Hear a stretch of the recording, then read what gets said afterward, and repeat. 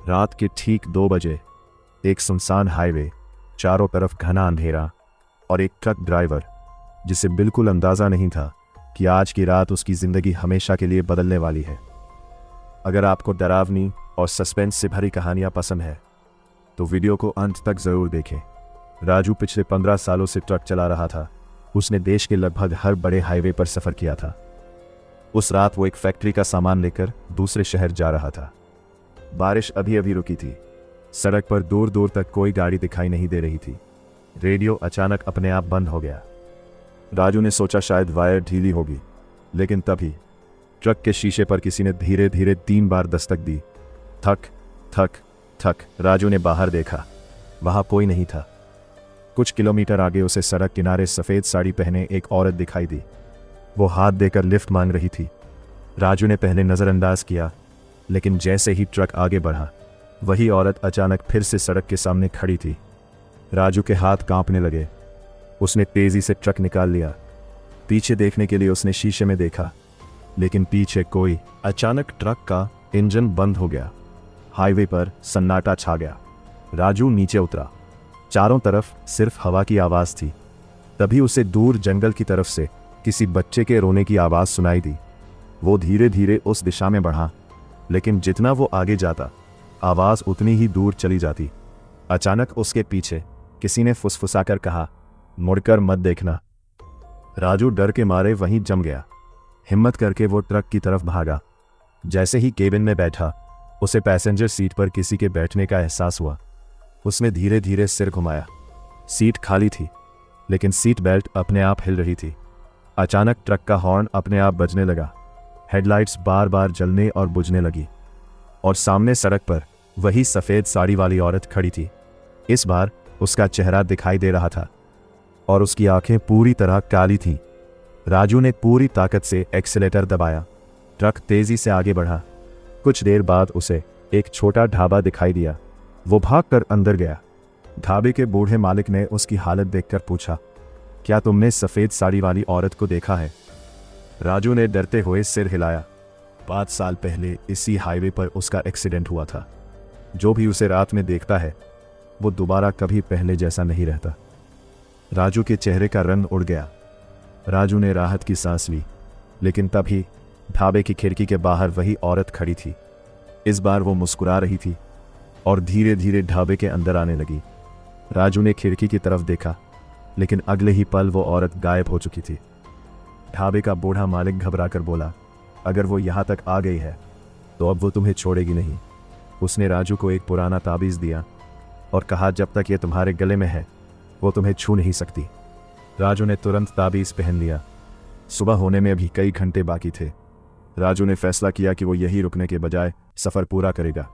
जैसे ही truck highway पर लौटा, घना कोहरा पूरे रास्ते पर फैल गया।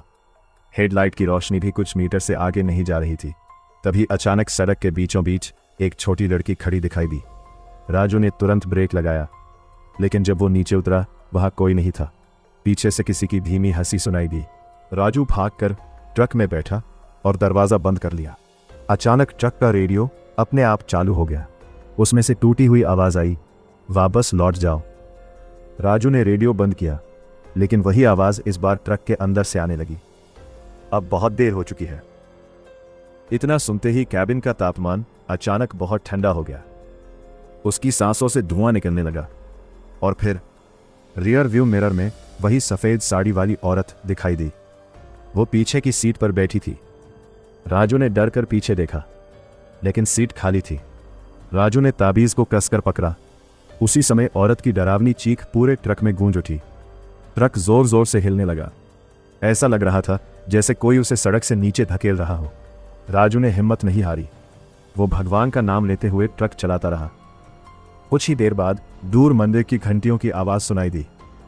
जैसे ही ट्रक मंदिर के सामने पहुंचा, कोहरा छट गया और सब कुछ अचानक शांत हो गया। राजू ने राहत की सांस ली। उसे लगा कि अब सब खत्म हो गया है, लेकिन जब वो सामान पहुंचाकर घर लौटा, उसने ट्रक के दरवाजे पर मिट्टी से बना एक है वही निशान जो उस रात किसी भी जगह नहीं था। राजू धीरे धीरे पीछे मुड़ा और घर के बाहर अंधेरे में उसे 2 चमकती हुई काली आंखें दिखाई दी। अगली सुबह राजू ने ट्रक को अच्छी तरह धोया, लेकिन हैरानी की बात यह थी कि मिट्टी का हाथ का निशान बिल्कुल भी नहीं मिटा। उसने जितना रगड़ा, निशान उतना ही गहरा होता गया। तभी उसका एक पुराना ड्राइवर दोस्त बोला, भाई, इस हाईवे पर कुछ साल पहले कई रहस्यमयी हादसे हुए थे। कहते हैं एक अधूरी आत्मा अब भी इंसाफ का इंतजार कर रही है। राजू ने फैसला किया कि वो इस रहस्य का सच जानकर रहेगा। वो उसी पुराने ढाबे पर पहुंचा, लेकिन इस बार ढाबा पूरी तरह बंद था। आसपास के लोगों ने बताया ये ढाबा तो 2 साल पहले ही बंद हो गया था और उसका बूढ़ा मालिक भी अब इस दुनिया में नहीं है। राजू के पैरों तले जमीन खिसक गई। फिर पिछली रात उसने जिस आदमी से बात की थी वो कौन था? राजू ने पास के एक मंदिर के पुजारी से मुलाकात की।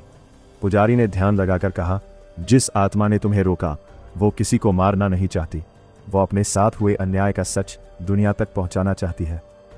पता चला कि कई साल पहले उस महिला की दुर्घटना नहीं हुई थी। कुछ अपराधियों ने उसका पीछा किया था और उसकी मौत को हादसे का रूप दे दिया गया। तब से उसकी आत्मा उसी हाईवे पर भटक रही थी। राजू ने पुलिस को पुराने सबूत और गांव वालों की बातें बताई। मामला दोबारा खोला गया। जांच में वर्षों पुराना सच सामने आ गया। दोषियों को कानून के हवाले कर दिया गया। उसी रात राजू आखिरी बार उस हाईवे से गुजरा। सड़क के किनारे वही सफेद साड़ी वाली महिला दिखाई दी, लेकिन इस बार उसके चेहरे पर डर नहीं, एक शांत मुस्कान थी। उसने धीरे से सिर झुकाया और धीरे धीरे सुबह की धुंध में विलीन हो गई।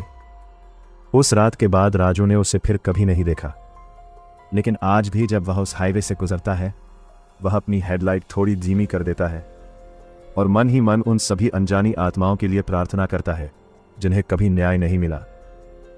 कहते हैं कुछ रास्ते सिर्फ मंजिल तक नहीं ले जाते, बल्कि छिपे हुए सच तक भी पहुंचाते हैं।